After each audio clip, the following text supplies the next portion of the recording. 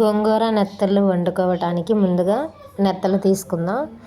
నెత్తళ్ళు నీట్గా బుర్రలన్నీ తీసేసి వండటానికి ముందు క్లీన్ చేసుకోవాలి. అలా క్లీన్ చేసుకునేటప్పుడు కొంచెం వాటర్ పోసి ముందుగా నానబెట్టాలి. కొద్దిసేపు నానబెట్టాలి.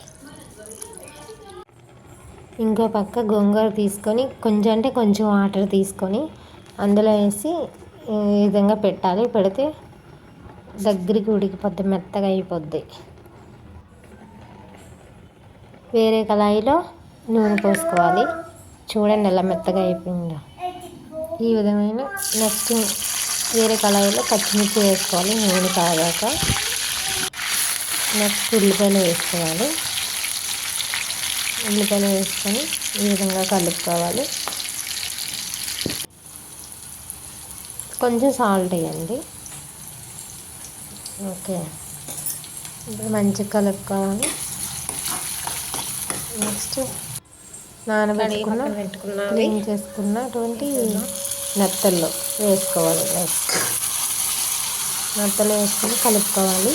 కాసేపు